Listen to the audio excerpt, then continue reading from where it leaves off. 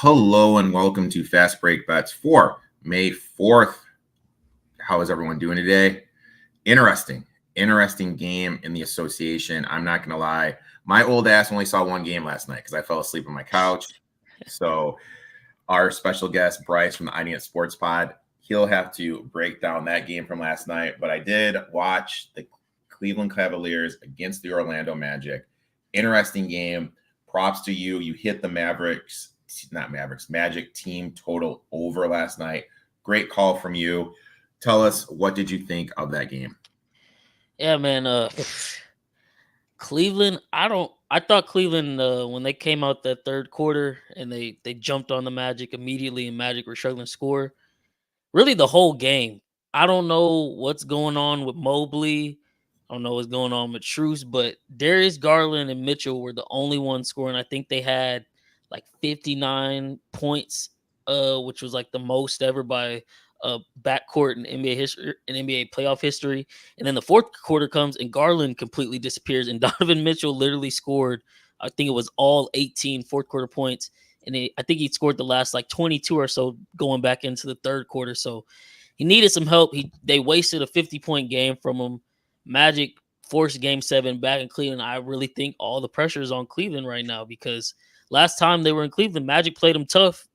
Game came down to the final seconds as well. I think they've finally figured something out. Something's working, and the only problem for them is going to be, can they shoot the ball well enough to get the win? Because like you said yesterday, you called it, Banchero wasn't going to repeat what he did in Game 5.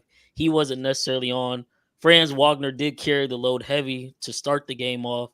But yeah, they just played great defense, and they just had to hit enough shots, and Cleveland just completely fell off. I don't know what happened for them.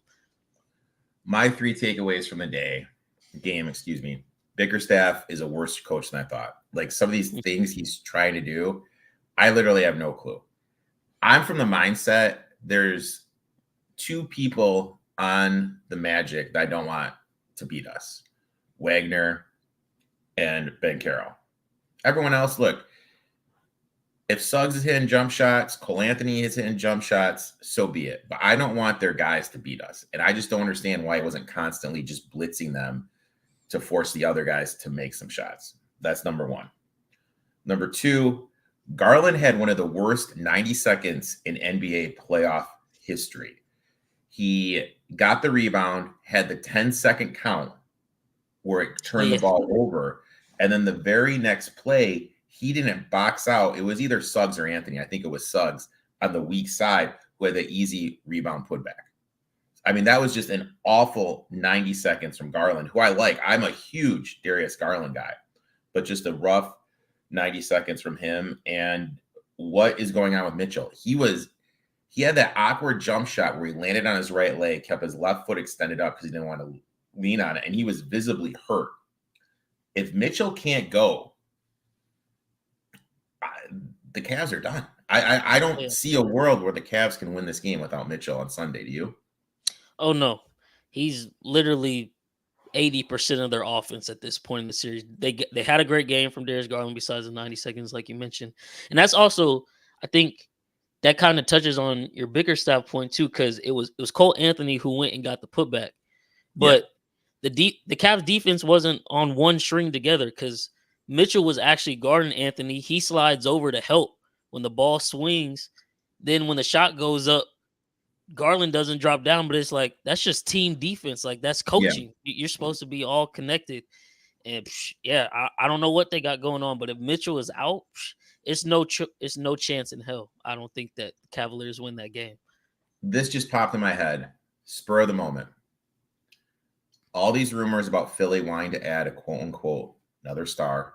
Obviously, if you're Cleveland, Mitchell coming up to the end of his contract, he's probably going to want out. You've shown you can't win with this unit. Even with tanking to get the Magic, you lose. Could we see a world where Mitchell somehow ends up on Philadelphia and it's Maxey, Mitchell, and Embiid as the quote-unquote big three for the city of brotherly love? I've never thought about that, because I mean, of course, it's all rumors, but the whole talk has always been Mitchell wants to be in New York. Yeah. But with Philly, I could see that. But if they're gonna do that, they have to go all in on defensive wings to fill out the rest of their roster. Because Oh yeah, you're jeez. not gonna be getting defense from Mitchell and Maxey backcourt. They will get a lot of buckets, so they'll outscore opponents most nights, I'm sure. But you're definitely gonna have to stock up on better 3-and-D guys, not a Tobias Harris and people like that. But that would be an interesting move because I mean I don't want to jump the gun like how we said Bucks get Dame, that automatically makes them top in the East. But I feel like that would put them right there in 2 and 3 in the East in contention. Celtics, and now what we see with the Knicks with Yeah, Brunson. with the Knicks. Yeah, so I think that would put them in that mix immediately right off the bat. Now, and one thing you said, like, we don't know what's going to happen. I did not see the Drew Holiday trade happening back in the day for the Bucks. I did not see the Lillard trade happening this offseason for the Bucks. One of the big rumors from New York is they're willing to go all in to bring in Booker to pair with Brunson. Thoughts? Oh man, see, I don't want to be living in the moment too much because I know the series just happened, so I still have some ill feelings towards Booker. I just don't know. You go and salvage your future for a guy who, let's face it, has had one good playoff run in his NBA career. And the other years he was on a bottom of the barrel team in Phoenix. They go get Chris Paul, which, say what you want about Chris Paul. I know there's a lot of people out there who say he's one of the biggest chokers in NBA history, but he obviously can lead a team and build a team up. You've seen what he did for Booker. You've seen what he did for SGA because SGA definitely isn't the player he is today without that 1 year that CP3 was sent to Oklahoma City. But I just wouldn't wager the Knicks have a solid base. I wouldn't wager my future on Devin Booker, who, like I said last episode, he's either really great in the playoffs or he's really bad. It's like no in between. And I don't think that's gonna move the needle for them. I think they more so need a big man or a 4-man other than Julius Randle to kind of help the load with Brunson. But I'm not too much of a fan of Booker to New York rumors, and I don't see that necessarily playing out like people think it would. So here's another one. I just got an alert from the good old Sleeper app. There are increasingly loud whispers that Jimmy Butler may have played his last game in Miami. Now, I know everyone's saying, they're going to look to the Philadelphia. Maybe he goes back to Philly. A lot of people don't know, but when he was at Philly, he was such a distraction to everything going on there. Yeah. They sent him away to do rehab. They're like, dude, just go away, do your rehab, come back when you get better. So I'm not thinking Philly. What I'm thinking, does he become the second piece to go along with Brunson in New York because of his relationship with Tibbs? Now that's something that could work because then you got Butler, you still got Anunoby, you got the whole Villanova team over there. That would probably be the most frustrating roster to play against in playoffs because you're gonna have Butler, all his antics. Anunoby's a lockdown. Brunson, even though he's a guard, I call him a bruiser. He's gonna get to his spots in the paint, and you got Josh Hart flying all over the place for offensive rebounds. That would honestly be the most frustrating roster. And Tibbs would probably play all 5 of them all 48 minutes, no subs, just straight running up and down the court.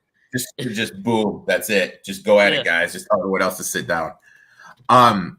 Interesting offseason, obviously in the NBA, but we did have one last game last night. You're gonna have to take the point here because I think I felt the last score I remember was 10-5. That's literally the last score I remember before I passed out. Why don't you tell everyone what your takeaway was last night from the Mavs and Clippers game? So it kind of played out the script I gave out yesterday. I told y'all Clippers back against the wall. They probably come out better. They actually Mavericks were up double digits at 2 separate times within the first half. At first, I think they were up 20-10, like 6 minutes into the first. Clippers go on a 12-0 run, take the lead back 22-20. Then the Mavs went up 40-28 after that. And at this point, I actually went to go grab some food, and I'm keeping up with the game on my phone as I'm going to get the food. And then I get back home, and now I believe it's like 44-44. So the Clippers make another run. They end up tying it 52 all at half.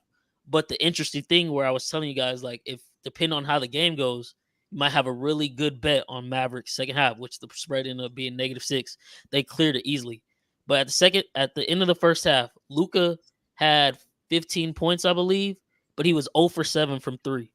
Kyrie had 2 points and he was 1 for 7 from the field. Now, obviously, that's not a predicament you want to be in, but at the same time, they're tied. So with Luka and Kyrie literally playing their worst basketball, I think PJ Washington was probably the best player on the court for the Mavericks at that point in time. You got to feel pretty good heading to the second half because Luka's not gonna continue that, and Kyrie's gonna eventually get into it. And of course, they come out the second half absolutely guns ablazing. Kyrie ends up going off, finishes with 30.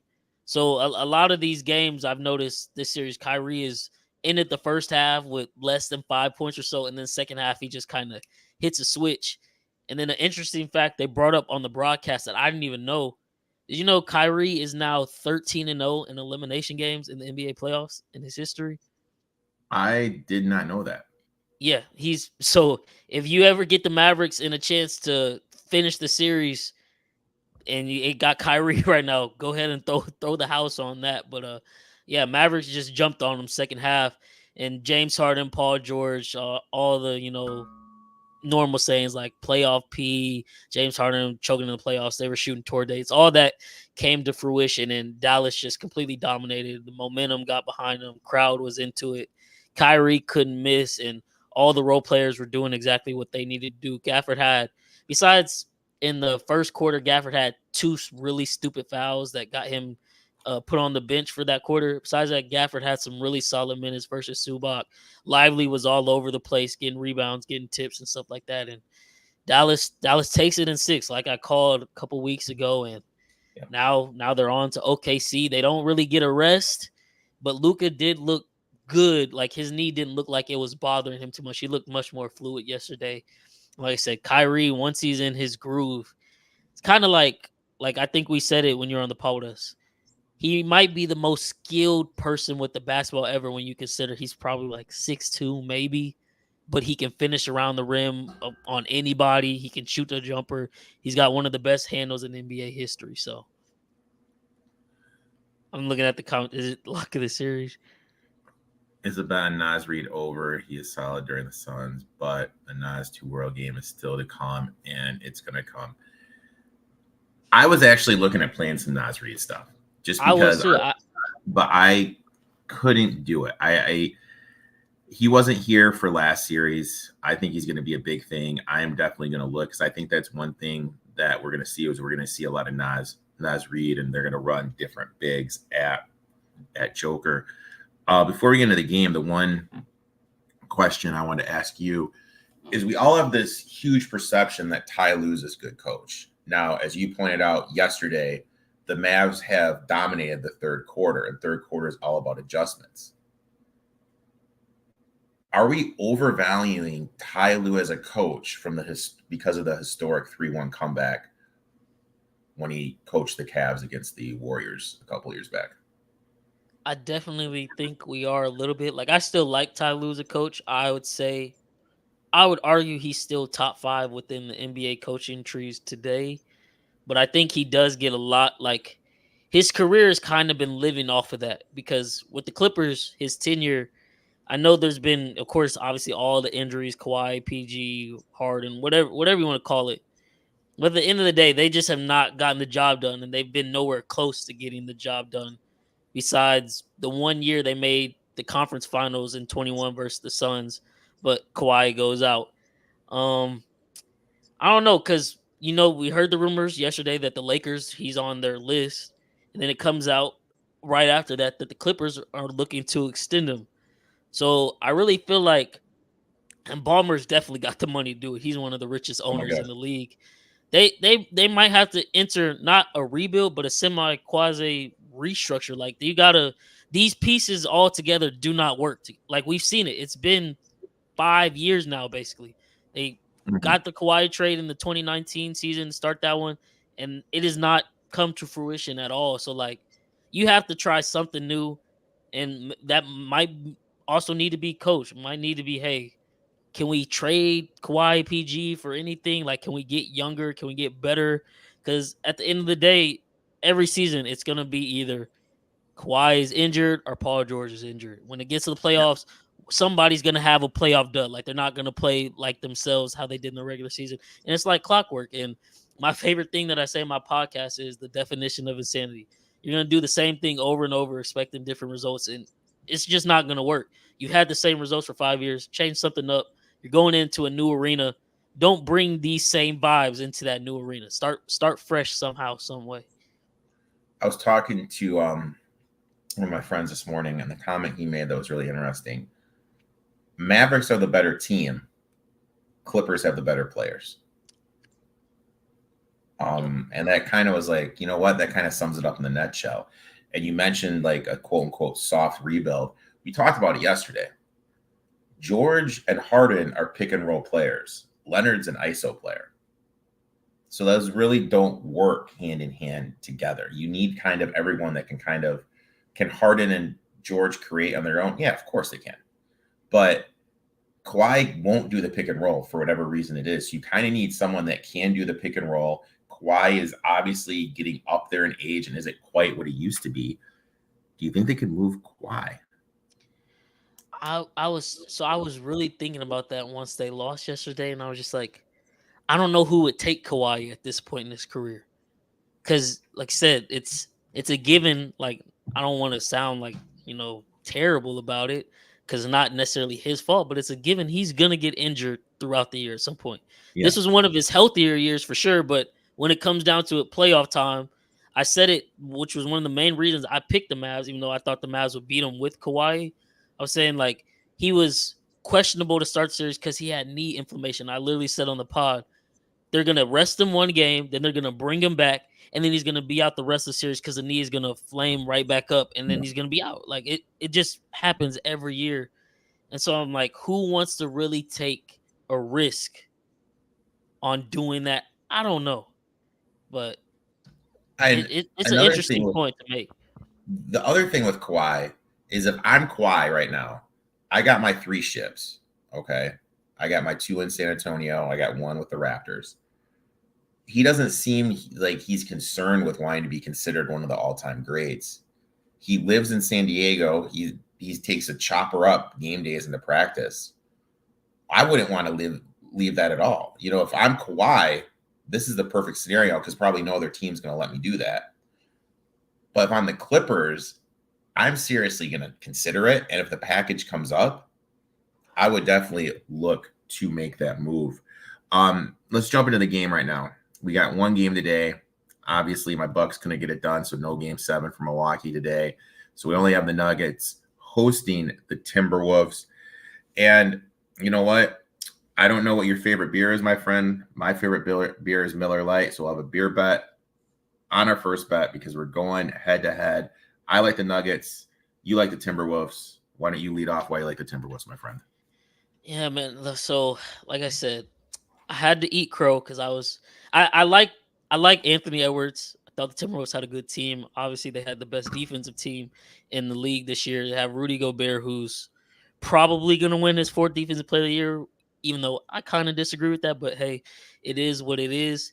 I thought the Suns would kind of beat up on them, show them, like they're still a young team. I thought they were 1 year too early. I thought next year was really going to be the year for them where you see this playoff jump.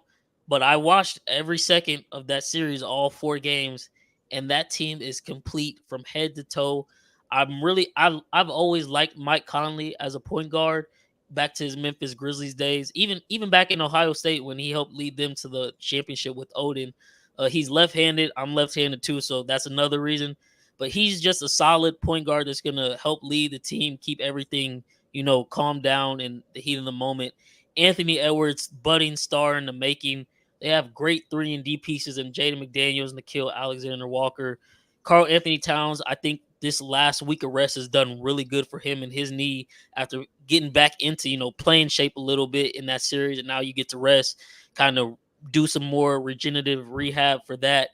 And then, like you said, Naz Reid off the bench, 6th man of the year. I've been arguing that Naz Reid, honestly, if the Timberwolves don't make it this year, and it becomes obvious, like, okay, we might have to trade Cat. I would say Naz Reid might be more of a fit to go alongside Anthony Edwards because it lets Anthony Edwards be the true number 1 option. and Nas Reed kind of, I think, pairs better with his game. But this team is just loaded. Their depth is crazy. They all seem to be playing for each other right now. The only interesting thing is I don't know, which maybe it's already come out and I haven't seen it yet. Is Chris Finch going to be on the sidelines? We Because don't know. It hasn't come out that, yet. Because he took so a that's nasty spill. yeah. So that's going to be interesting because obviously, like the players still got to go out and play the game, but not having your head coach on the sidelines, that might be a problem.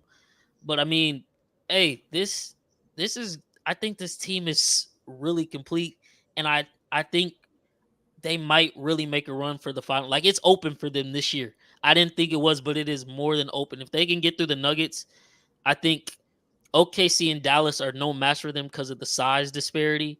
And then you get into the Eastern Conference. If it's the Knicks, that's really, I think they'll be able to shut them down. And if it's the Celtics, the whole Porzingis thing now, I think that kind of throws it into loop. So I think it's wide open for the Timberwolves, and I think they know that. I think Anthony Edwards is just one of those guys where it's like, hey, like, I know I'm young, I know, we just watched this man. I don't think how much people really just put thought in this. It's well known fact that Anthony Edwards' favorite player growing up was Kevin Durant. We just watched him kill him for 4 games straight with no mercy whatsoever, and talk shit after doing it too. Like, Yeah. and back it up. Like, it's not like he's talking stuff while he's up. He's talking it while he's down, while he's up, while it's tied. And when it comes into the clutch, he's been going crazy in the fourth quarter. So the Timberwolves literally made me a fan. And even though I'm still not a fan of Rudy Gobert, I gained a lot more respect for him too watching that series. I still think the Nuggets are the best team until proven otherwise. But looking at how they played in that first round versus the Lakers, you're not playing good basketball when you're down for 150 plus minutes of the series. All props to them because they made the comebacks in the fourth and won the games. But they haven't been playing well. They haven't been shooting the ball well. And Jamal Murray, I don't know, I don't know what the deal with his calf injury is. And also, I think Jaden McDaniels is going to be a pretty solid defender on Michael Porter Jr. So we're not going to get Michael Porter Jr. averaging 24 shooting on 90-50 splits across the board. I don't think we're going to see that this series, and I think it's going to be much tougher for Denver. What's the parlay odds on Ant going for a ring, Finals MVP, gold medal in the summer of 2022? I was just playing around. I'm playing around with it, but unfortunately, the Finals MVP and the finals are correlated. It can't let you do it, but I did put it in the parlay calculator. If you do find a book that will let you do it, if you put 100 on it, you're going to get back about 14 grand. Oh my goodness. So let me make sure. Yeah. So can't really complain about that. That is a good thought. So you said some interesting thing. The first thing you said that was interesting was Porter. This is going to be an interesting series because you can't leave Porter open, and you need a tall defender, which the Nuggets have. The Wolves have, just because of his release point with his jump shot. We don't know what's going on with Finch, and that's kind of part of the reason why I kind of like the Nuggets here, is because your coach isn't on the sidelines. How much has he been at practice? And he was magnificent in his adjustments pre-flop before the Suns game when it started. He ran circles around Frank Vogel with what he did. So not having that piece on the sidelines in him, I'm a little worried about. Number 2, Malone isn't an idiot. I think he sees, hey, you know what? If Conley hits jump shots, I'm fine. If Gobert is doing his thing, I'm fine. But I'm not going to let Edwards go for 30 per game in the series. I'm going to blitz him. I'm going to double him. I'm going to throw different defenders on him. I think that's what he's going to do. I think he's going to force other people to beat him. So I don't know. You know what I mean? I don't know if, let's say the game starts out and Finch isn't on the sidelines. Are the assistants going to be able to make that counter to adjust to get, play Ant off the ball, use them in screens to open up? Are the coaches going to be able to make those adjustments that aren't there? and what were the practices leading into it. Um, I feel the Wolves are due for some. Everyone except for my boy, who I'll get to in a little bit, Alexander Walker, is kind of due for some negative shooting regression. I don't know if Gobert is going to be able to handle Joker, but the main thing I looked at, and I was right there, I was looking at the Wolves too, but the main thing I looked at was this. Game 1, when it's a 1 or 2 seed, line is less than 5, and they've had at least 3 games rest, and game 1 is 59% against the spread. So that was the one thing that really, really stood out to me. Game 3, going Wolves, pregame in the Finchy Pop is going to be huge, along with decades of built up waiting for tonight. Going to be the Wolves locker room. Win this one for Finchy. Okay. Maybe they do. Maybe they do rally it around for Finch. I don't know. Like, this is a situation. I can't remember the situation at all. Can you? Like, a coach getting her on the sidelines, having to have major knee injury. I don't remember the situation. So I don't think I've ever seen that. Like, I've seen coaches get ran into and be like a little shaken up, but actual injured, torn patella tendon, like I don't think I've ever seen that ever. The only thing I remember is when Georgia State played Baylor in the NCAA tournament, and Coach Hunter was on the sidelines, and he was on a little he had one of those things where the leg was propped up because he had a broken ankle, where he could kind of like walk around it. That's the only thing I remember. So it's going to be, I don't know. I like the Nuggets here. I'm looking at that trend. Nuggets good during the playoffs. Maybe I'm going to be wrong here, but it's just so hard not to trust this team. Go ahead. I'm sorry. Let me ask you something, because you said you don't know about Gobert on Jokic. So I was going back and kind of looking at some of their matchups and reading a little bit on the analysis of their matchup. I think the Timberwolves might actually put Cat on Jokic so they can let Gobert kind of roam around the rim, because Gordon's going to be playing that kind of paint slasher where they get the ball to the middle of Jokic. Next thing you know, Gordon dives to the bucket. It's a lob right there, and it works because a lot of people's 4-man can't stop that, and you've seen it kill the Lakers, especially Game 3 when Gordon had 29 and 15. But if you have Gobert there, that kind of changed things. And I was of the mindset, we were talking on the podcast the other day, I was like, it kind of, because we know, you cannot leave MPJ open at all whatsoever. Don't give him any open looks. If you have Jaden McDaniels kind of, just shadowing him, and you let Cat kind of play Jokic straight up, and Jokic is going to get his. I don't think you can shut down Jokic, but you just have to live with that. And I think Mike Conley can play decent enough defense on Jamal Murray. I kind of feel like, from the Timberwolves perspective, they're kind of like, hey, if we can try to make Jokic beat us completely, we'll live with the results, because that's going to take a lot out of him if he's got to do that all game, and we deny the help from MPJ and people like Murray. And then on the flip side, I think of course, go double blitz Edwards, but I don't think, in comparison to the Suns, I don't think the Nuggets really have a lockdown defender either. And if you do that, you're going to be leaving Cat open or Naz Reid open, who are very good at shooting. So, I mean, if they could obviously be off, but I think Ant is really about to wake the league up and put them on notice, where it's like, I don't think you can necessarily stop him. He's just one of those guys. He literally had, because I thought, I was of the mindset coming into the Phoenix series, like, yeah, Ant is really good, but I don't know if he can shoot that well, like when it comes down to it, and if he can handle the ball when the pressure gets up. And he did it, and he's distributing the ball. And I've even watched a few of his mic'd up clips. He's out there just being a great leader too, even though he's like 22 years old. You would think he's like 27, 28, the way he's been playing and what you hear him saying and things like that. And I just don't know. I wouldn't be mad if the Nuggets win this series, because I have futures on the Nuggets in the finals. Mm-hmm. But I just feel like the Timberwolves, I thought they were a year too early, year out. I think I might have been wrong. I was a year too late. Like, this team has it all, and they're young and hungry. Like you said, I really think the only X factor now is just, what is the deal with Chris Finch?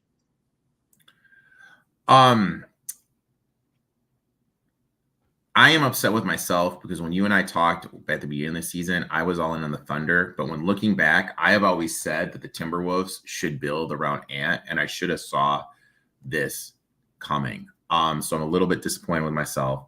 You mentioned Gobert guarding the rim, and that kind of goes into my next play that I'll start off with. I played Joker over 1.5 threes at plus 145, and when he goes against a team that is good at protecting the rim, he starts out. He did this against the Lakers, just shooting threes, and he did it against the Timberwolves this season. Makes a couple, gets the defense to go out, and then he looks to attack the rim and go in, drive and distribute and everything. Against the Lakers, he averaged 3.6 3-point attempts per game. Versus Minnesota this year, he averaged 3.75 3-point attempts this year. For the season, it was down at 2.8. So it's definitely like an uptick. I think we're going to see him do this, and I'm seeing a plus 145. To me, it just kind of makes sense that that's the best way to go. What's the third part of the Ant parlay? Should have known. Hard to find something on votes like MVP. Got to be good. Third ring and gold medal. Well, I mean, that's the thing. Do you play? Because you're looking at right now, the Timberwolves are 10-1 on DraftKings to win it, and he's 10-1 to win MVP in the finals, and the Wolves are plus 950 to win it all. Do you see a world where the Wolves can win and Ant not be the MVP, or are those just things just going to kind of be correlated? I think they're just going to be correlated. The only way it would come down to it, and he's not, is if Karl Anthony Towns has a couple 40-point games because he's just shooting the leather off the ball. But this team, I think, like I said, Ant has now played 15 playoff games in his NBA career. 8 of them, he has 30 points. If this team is going to make it that far and win it all, it's going to be on the back of Ant, and he's going to be doing everything. He's going to also have the highlight plays too, like the dunk to clinch the game versus Phoenix. Like he dunked on Bill and Katie at the same time. He's going to have those plays in every series. He's going to have some superstar blocks. Like I really don't see a world where Minnesota wins the finals and he doesn't win finals MVP. And then at that point, it's kind of like the crowning moment. I think he will then inevitably be the face of the league for, the future generation to come. And then, of course, as social media loves to do, they're really going to start painting the picture like, hey, is this Michael Jordan 2.0? Is that what we're about to witness? Even though he's just now getting started, and I don't want to like throw that pressure on him. But yeah, it's definitely it's going to be an interesting narrative if Minnesota can somehow make this run.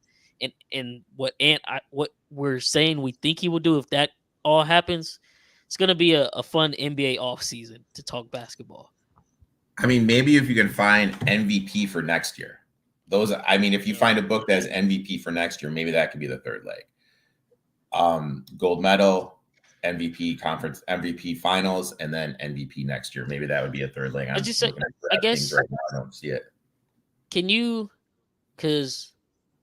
bet conference finals MVP with the NBA finals? Because I forgot that is now an award too. So you can't do that. I just try to do it and you can't do it. So so I have one more bet. You have a couple more. What is your next bet, my friend? So my next bet is who we're just talking about. Ant over 27.5 points, game 1. Think he's gonna have to come out and kind of be the X factor, because Jokic is gonna cause so much defensive attention, whether that be for Gobert or Cat. I think that could kind of wear them down. Cat did have a problem last series where, funny enough, in the post-game press conference, Ant was like, I was just telling Cat, like, stop effing fouling, we'll be okay. So there's a possibility they could get into a little bit of foul trouble. But I think game 1, there's going to be kind of, okay, Ant, kind of set the tempo, put your mark down early, kind of get us going. I think he goes for 30. And then if he goes for 30, I think that means the Timberwolves are in the game. That's why I have them to plus 4.5. So yeah, over 27.5. I think this is the lowest point total he's going to have all series, because once he gets 30, it's going to be around 29.5, hovering there for the rest of the series. And I mean, like, he's going to get his. Like back to what I said earlier, he's probably going to score 30 this game. What the Nuggets don't want to happen is him score 35 to 45.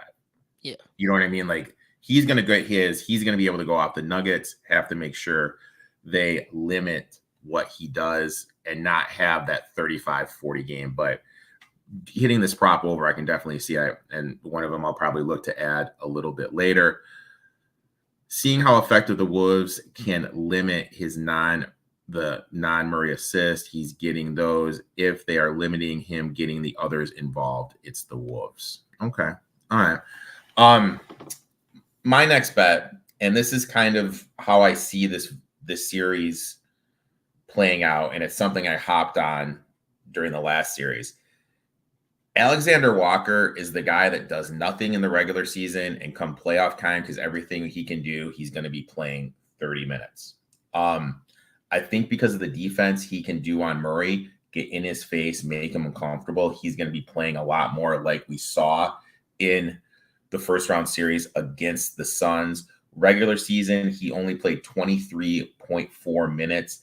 First round, 31.1. His PRA for the playoffs is 19 per game. The only game he did not in the playoffs go over this 12.5 was in game 4 when he had 12 and shot 1 of 7 and 2 of 9. 1 of 7 from 3, 2 of 9 from the floor. So he's due for some positive shot regression. So I played Walker over the 12.5 points, rebounds, and assists. I also got him to score at least 10 points at plus 180. He's going to be playing so much minutes, and he's not afraid. Ever since the Vatek days, one thing Alexander Walker isn't afraid to is taking jump shots. So he's going to get his jump shots. He's due for some positive shooting regression. So I played the 2 Walker totals. You can get him at plus money too if you shop around. So I really like that one because, man, he hit some daggers in that Phoenix series where you can't guard everybody. He's over there in the corner. They chose to leave him open, and I felt like he didn't miss that series from the corner. But yeah, no, that's a really good play. So, and it's something about that Alexander family, obviously, because that's SGA's cousin, right? Yeah. Yeah, so they can hoop. I don't know what they it just is. got nails. They got what is it? Ice in the veins, man. They're just some ballers. And this is one of the guys I think I don't know his contract situation. This could be a guy we see morph himself into some money with how he's been playing and what he can do and how the league is right now, because he can defend, he can bring the ball up, and he can shoot the 3. Appreciate you for tuning in. Got to run with it. Interactions. We'll watch the rest when it's posted later. Hearing good stuff. Go Wolves. Thank you for tuning in. We appreciate everyone who's watching on all the stream, on all the platforms. Bryce, do you have any more plays, or is that it for you, my friend? Yes, I have one more. So because, like we were saying, like kind of Charlie's point, how can you limit Joker's assists that aren't to Murray? I think they're gonna tell Jaden McDaniels, hey, don't worry about nothing else. Just guard MPJ. Don't let him breathe. And because of that, I'm gonna stay away from his under on points because it's around 17.5. There's a chance he's a great player, so he could always catch fire. But I'm gonna go under on his PRA under 26.5 because he doesn't really get assists. We know the memes and jokes about him not ever passing the ball. He just gets his shots up. But I feel like if McDaniels can hold him to like a 15 or 17 and probably 5-6 rebounds, I don't think MPJ is getting 4 assists today. So I really like the under here, and I like McDaniel's defense. Like you said, he's long, he's active, and he's one of the few people that can probably contest a lot of MPJ's jumpers with the lift he gets on him. And MPJ is like 6'10" himself. So Anthony Edwards tried to tell us a while back, they got Kevin Durant, we got Jaden McDaniels. Everybody kind of took it as a joking matter, but he wasn't lying. Jaden McDaniels definitely has been proving himself. And an interesting point too, because this is a rematch of last year's first round playoff series. Remember, Jaden McDaniels actually got hurt because he punched the wall after game 1 because he was upset and was out for the rest of the series with a broken hand. I think now with him being back, could be different. And also, guess who wasn't available? No Naz Reid last year either. Naz Reid did not play. So yeah. That's a good thing that Charlie pointed out as well. Let's go ahead. Let's bring up parlay play. I already have mine already in here. My parlay play for the day is I did Joker over the 1.5 threes made and Alexander Walker over 9.5 points. Look, this is 5x. $30 will win you 150. Can't complain. Bryce, what are you working with, my friend? Okay, so I'm gonna throw the two props I had: Anthony Edwards over 27.5 and Porter Jr. under 26.5 PRA. Also want to add that Nickeil Alexander-Walker, I'm going to tell you on that one over 9.5 because I think he's going to play a pivotal role. And then I'm also going to throw Karl Anthony Towns to make 2 threes. So what was your 24 or 25.5 for 25.5? For Porter Jr.? Yeah. Yeah, go ahead, 25.5. 25.5. Boom. And then we got Towns 3.5. 2.5 threes, right? Or over 1.5 threes. Over 1.5 threes. And then Walker 9.5. Boom. Ooh, cool. 7.02, $30 on that gets you a little over $200 back. You cannot complain about that. Bryce, I'd like to thank you for coming on and talking some NBA. Why don't you tell everyone where they can find you on social media, my friend? Appreciate you for having me again. You can find my podcast at INISPOD. Find it on all socials: Twitter, YouTube, Instagram. Just add an underscore at the end. Definitely love coming on, chopping up basketball with you. You've been on the pod obviously numerous times as well for us. And it's actually about to get really good because last night I totally forgot that in the midst of these NBA playoffs, the WNBA preseason started. So we're definitely big fans of the WNBA and college women's basketball, especially after the year they just had. So we'll definitely be diving into that. I did a reaction video that is now out on YouTube of Caitlin Clark's debut. She actually had, I think, 21 points, 16 in the first half. Looked basically like what she was doing at Iowa. Now, the WNBA does got to get a little bit better about how they, showcase some of these games because it was hard to find some of these highlights. And I couldn't watch the game, so I might have to just throw the $35 to get that league pass for them so I could watch, because she only had 5 in the second half. But yeah, definitely stay tuned if y'all have been enjoying any of the women's basketball, because we will be reacting to a lot of those games, whether that be the Aces. You got Angel Reese down there in Chicago now. So a lot of talent coming into the WNBA, NBA, and then pretty soon here, I want to try to get it out over this next month. Got to dive back into the NFL a lot. So free agency, the draft now is obviously done. See, where we go division by division, breakdown on what we think is going to happen for this next upcoming year. So a lot in store for the I Need a Sports Pod. But like I said, you follow us at INISPOD. Love y'all come over and show us some support if you like what you've seen here with me and Eric. That's a great podcast. I listen to it when I'm working out on the treadmill and everything. One quick thing about the WNBA. This is a business at the end of the day. The WNBA is doing. Caitlin Clark, the most popular girl coming out to play. The next popular one, I'd probably say, is Angel Reese. Yeah. And they also drafted the Camila Cardoso. Yeah. In what world is the Chicago Sky game not on the WNBA League Pass? Wasn't even broadcast.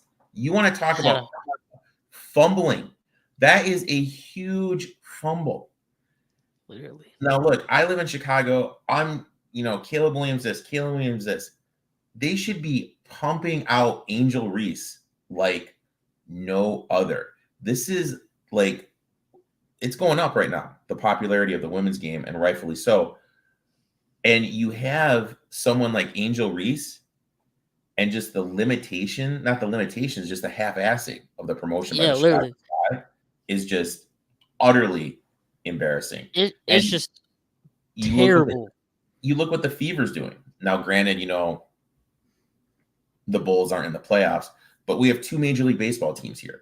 Why isn't Angel Reese or Cardoza throwing out a first pitch for one of these games? Why is none of this stuff happening at all? Caitlin Clark's, she's there for the Pacers game. She's down on the court. She's like doing stuff.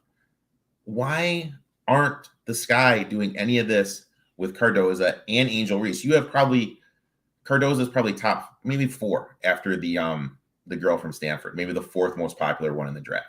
So you have 2 of the top 4 popular girls coming out from the draft, and you're literally doing nothing to promote them. I'm sorry, that's my rant. I'm a business major. It was just right there. Just came out. No, it's fully warranted. I was completely blown away because I'm like, why would you not put both of them on your WNBA League Pass for one? But 2, I was like, since it's the first one, just to get people interested, why not just make it free to view on WNBA League Pass, and then that'll make more people inclined to, hey, let's go, let's go buy this and watch. Because only $35. Like, I'm sure nobody would have a problem spending $35 to watch all of these games, but you're not even promoting it. They have some pretty good merchandise out that they're not promoting. I'm just like, people, and I get Caitlin Clark, obviously she's number 1, hands down, most popular, but people are like, well, Angel Reese just simply isn't as popular as Caitlin. I'm like, her jersey literally sold out too. Like, she has a great following. You could get all of the LSU fan base just for starters with her. If you pump Cardoso, you're gonna get all the South Carolina's fan base. Like, it's literally that simple. I'm like, do we want the game to grow or not? Because literally, you couldn't have asked for a better incoming draft class from what these girls did in college. And this is how we're starting it off. They just completely dropped the ball. And I'm like, I hope I literally said it on my reaction video. I was like, I hope by the time the actual season starts, they get some of these things together. So it's like a more thorough product. Cause I'm like, you literally have the golden ticket right now through these girls. It's not just Caitlin, through all of them. Don't fumble this. Sports is a business, and you look like different. MLB made changes to make the game faster, and it's helping. NBA has made changes in season tournament. NFL makes changes. All these leagues adapt and make changes. You don't need to make any changes, WNBA. You just need to promote the players in your league. Wow. All right. So that's a good rant, unexpected rant from Bryce and I. Make sure to give Bryce a follow at the I Need It Sports Pod. Subscribe to his YouTube channel. Everything. Him and his crew, great guys, know their stuff. And I always like, when I'm watching and listening, there's always these tangent arguments that you guys get in, and that's the stuff. Tuning in for that alone is well worth it. So make sure to check that out. And I'm sure we'll talk soon, my friend. Best of luck in all your bets, and best of luck to everyone watching and in all their bets as well.